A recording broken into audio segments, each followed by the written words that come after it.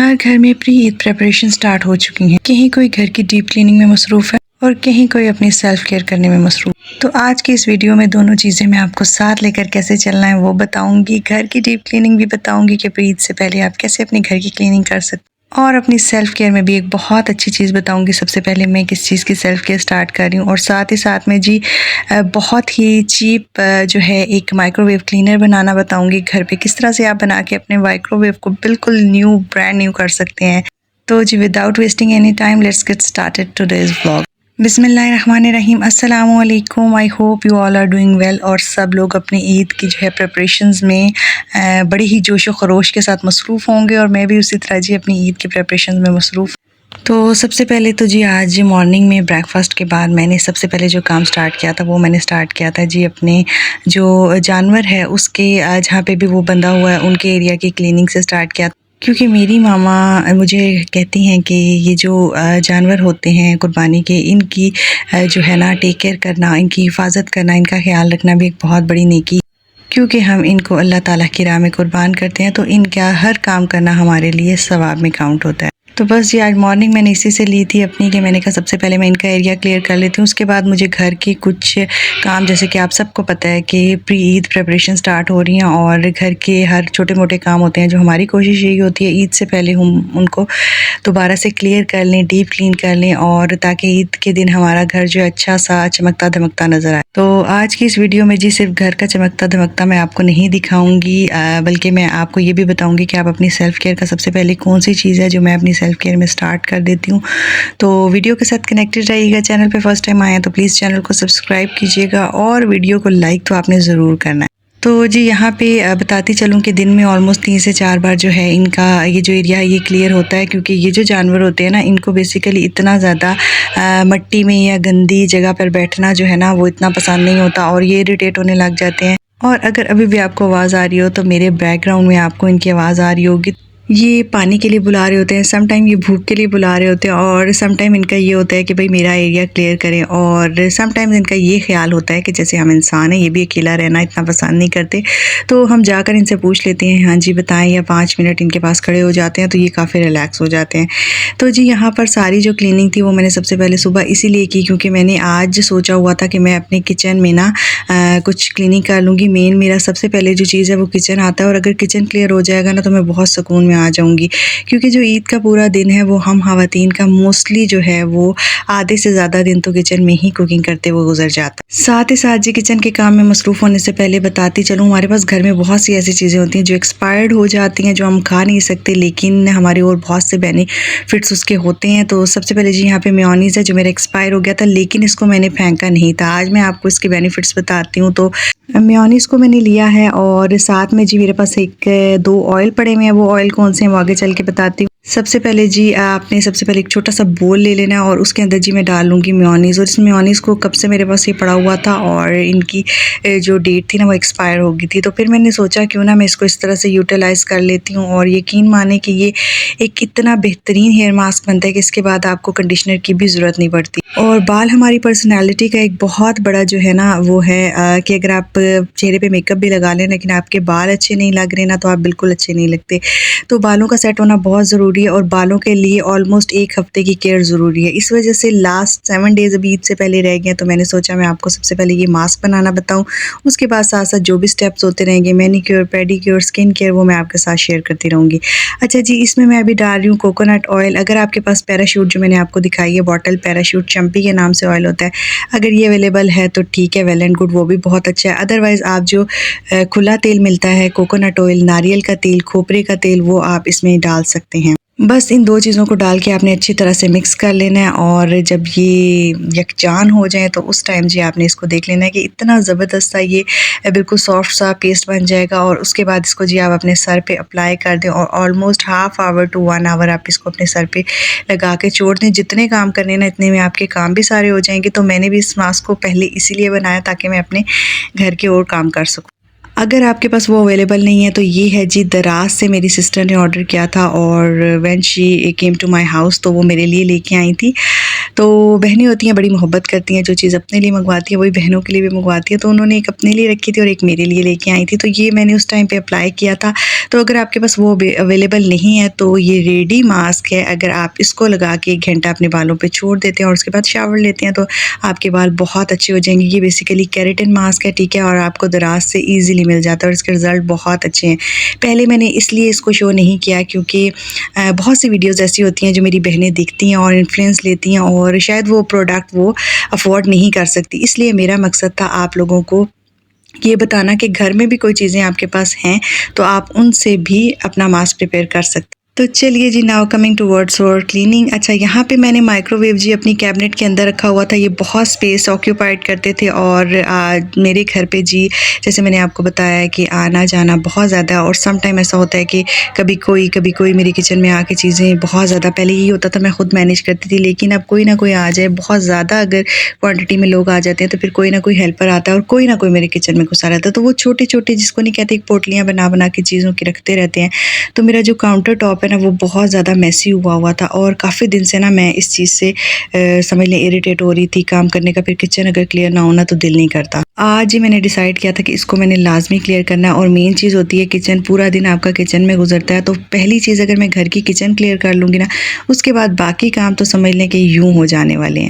बस जी, फिर मैंने अपना काउंटर टॉप जो है प्रॉपर्ली क्लियर किया। उसको मैंने सही तरह से स्कॉच ब्राइट के साथ ना, मैंने जो लेमन मैक्स होता है ना, जो बार होती है वो ले लें या लिक्विड ले लें, उसमें थोड़ा सा विनेगर ऐड करके जब मैंने इसको वॉश किया था, सॉरी वेट करके उसको मैंने क्लियर किया था, तो मेरा काउंटर टॉप बहुत अच्छा क्लीन हो गया था। और ये माइक्रोफाइबर क्लॉथ ईजिली आपको मार्केट से मिल जाते हैं और बड़ी चीप रेट्स पे मिल जाते हैं, तो आप ये बाय कर लें। ये नहीं है तो कोई भी कॉटन क्लॉथ आपके पास अवेलेबल है तो उससे आपने फिर इसको ड्राई कर लेना है, ठीक है। उसके बाद जी माइक्रोवेव को निकाल के आज मैंने सोचा नहीं जी ऊपर ही रख देती हूँ, क्योंकि मेरे लिए बहुत टफ हो रहा था। और जब माइक्रोवेव नीचे गया था ना तो उसमें इतना ज़्यादा वो समझ लें गंदा हो जाता था कि साफ़ करना भी बहुत मुश्किल था। और इसकी वायर की अगर आप कंडीशन देखें तो यहाँ से आपको अंदाज़ा होगा जितने टाइम से ये नीचे पड़ा हुआ था इसकी वायर भी बहुत ज़्यादा जो है ना ग्रीसी हो चुकी थी। तो बस जी यहाँ पे इसकी वायर को भी मैं प्रॉपरली क्लियर करूँगी, क्योंकि बड़ा गंदा लगेगा अगर मैं इसको सामने रखूँगी और ये इतना ज़्यादा गंदा दिखेगा ना, तो मेरी जो पर्सनैलिटी है ना वो इससे अफेक्ट होगी। तो बस जी उसके बाद इसको मैंने क्लियर कर लिया था और मेरा जो माइक्रोवेव है ना बड़ा ही ज़बरदस्त चमचमाने लग गया था, बहुत खूबसूरत लग रहा था।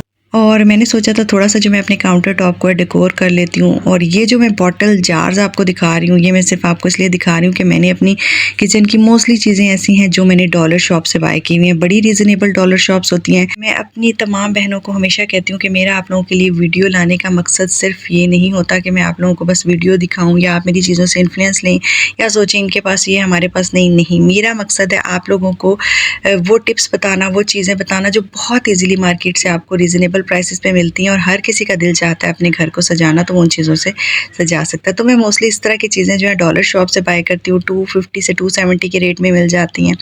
ये जो ऑयल बॉटल आप देख रहे हैं ये भी मैंने डॉलर शॉप से ही बाय की थी और ये बहुत ज़बरदस्त है। ये इसी तरह मतलब इसका मुझे जो लिड समेत ये मिली थी, 270 में मिली थी आई गेस।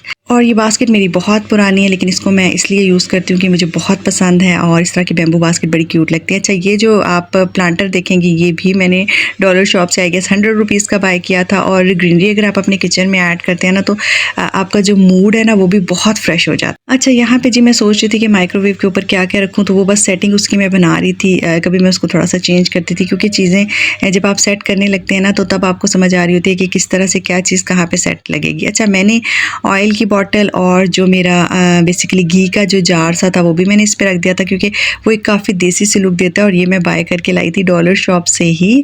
अच्छा, एक डॉलर शॉप से मैंने बाय किया तो वो छोटा सा था और आई थिंक मुझे 350 में मिला। और जब मैं दूसरी शॉप पे गई तो वहाँ पे ये 270 में इतना बड़ा मिल रहा था कि जिसमें आप 1 लीटर का जो पैकेट है वो आराम से डाल सकते हैं। तो बस फिर जी क्या हुआ, मैं उस टाइम अपनी मामा के साथ थी और मैंने अपनी मामा को कहा कि आप ना चेंज करवा के ले आएँ।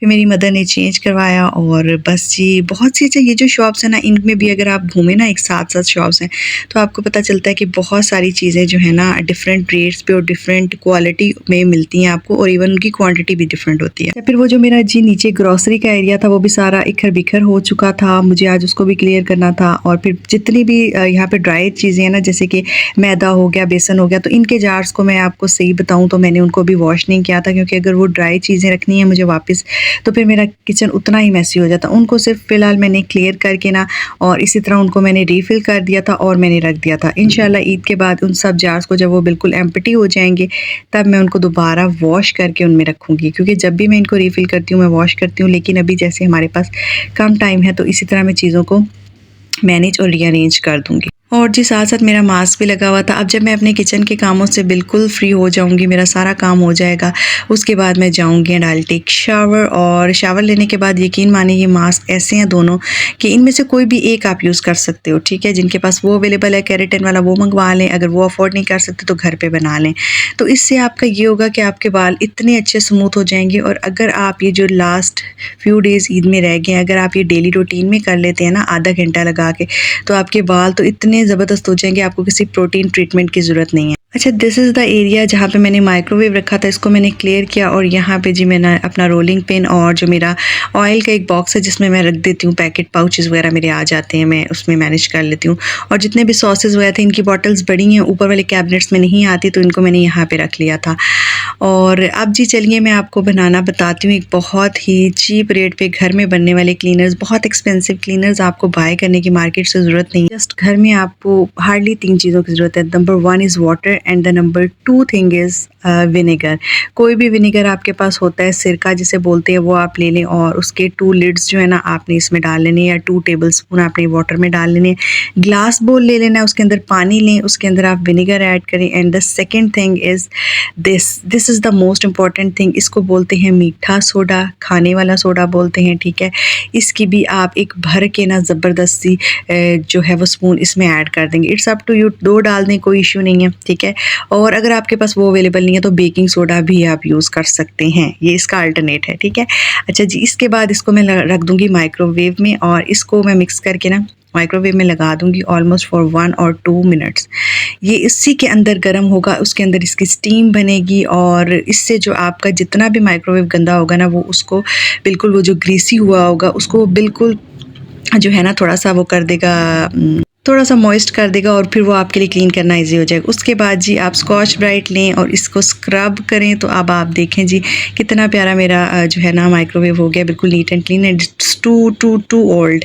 तो बस उसके बाद जी इसका फिर मैं ग्लास प्लेट लगा दूंगी, और ये जी मेरा माइक्रोवेव नया हो गया। तो इसी तरह से आप भी घर पे बनाएं जी, और अपने माइक्रोवेव को बिल्कुल ब्रांड न्यू बना दें, बड़ा अच्छा लगेगा आपको। और मुझे कमेंट सेक्शन में ज़रूर बताइएगा ये क्लीनर बना के कि आपका कैसा रहा है जी माइक्रोवेव क्लीनर।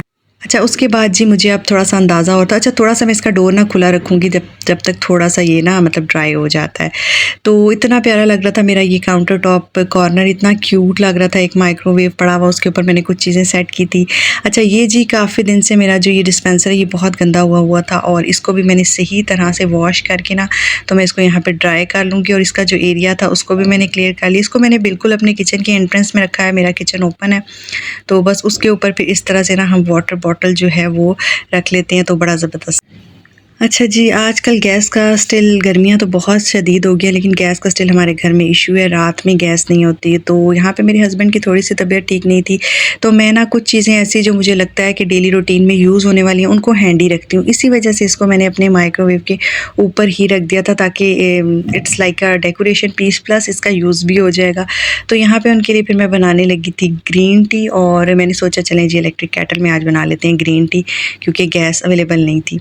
तो आजकल आप लोग भी अपना बहुत सारा ख्याल रखें, जो अपना गला है उसका ख्याल रखें, अपने फ्लू का ख्याल रखें। बुखार हो रहा है तो फ़ौरन पैनाडोल लें, ठीक है। अपना बहुत ख्याल रखें, क्योंकि समझ ही नहीं आती एकदम से इंसान को बुखार चढ़ता है, और बुखार चढ़ने के बाद जो बॉडी में पेन होता है, बॉडी एक्स इतने शदीद होते हैं ना कि बस फिर तो बंदा कहता है इससे बेहतर था कि जब आपको फीलिंग आ रही हो ना बुखार की, आप तभी मेडिसिन ले लें। तो जी यहाँ पे फिर मैं अब बनाऊँगी ग्रीन टी, और ग्रीन टी का जो टी बैग है उसका भी आपको आगे चल के एक बड़ी अच्छी टिप और हैक बताती हूँ जो आपकी सेल्फ केयर में भी आता है। अच्छा, मुझे अगर गले का इशू होता है ना, तो मैं ग्रीन टी नहीं लेती। मुझे ऐसा लगता है जैसे मेरा गला और ड्राई हो गया है। मैं ग्रीन टी की जगह ब्लैक टी लेना प्रेफर करती हूँ, जिसमें मैं कार्डिमम वगैरह ऐड कर लेती हूँ, सिनेमन स्टिक ऐड कर लेती हूँ, तो मुझे वो थोड़ा सा बेनिफिशियल अपने लिए लगता है। लेकिन मेरे हस्बैंड को इससे रिलीफ मिलता है, तो फिर मैं उनको यही दे देती हूँ। बस जी फिर क्या था, जल्दी से मैंने पानी गर्म किया इसके अंदर और 2 मिनट भी नहीं लगे। और यकीन माने आज की वीडियो में मैंने आपको वो सारी चीज़ें टिप्स बताई हैं जो तकरीबन 5 से 6 मिनट लगाती हैं। हमारे काम भी क्लियर हो जाते हैं और हम साथ साइड बाय साइड सब काम कर रहे होते हैं। तो उसके बीच में जी मैंने अब ऐड किया शक्कर, और अगर आप लोग शुगर यूज़ करते हैं तो आपकी मर्ज़ी है, अगर आप शक्कर यूज़ करते हैं तो इट्स अप टू यू। अच्छा, ये जो टी बैग है इसको मैं निकाल लूँगी और इसको मैं रख दूँगी जी फ्रीज़र में। उसके बाद इसको मैं अपनी आँखों पे रखूँगी और मेरी आँखों को जो कूलिंग इफ़ेक्ट मिलेगा, आहा सोच है आपकी। तो यही थी जी मेरी आज की वीडियो। आई होप आपको मेरा घर के कामों के साथ अपनी सेल्फ केयर की जो वीडियो है वो अच्छी लगी होगी। थोड़ी सी भी वीडियो अच्छी लगी है, जाने से पहले चैनल को सब्सक्राइब कीजिएगा, वीडियो को लाइक शेयर ज़रूर कीजिएगा। अल्लाह हाफ़िज़।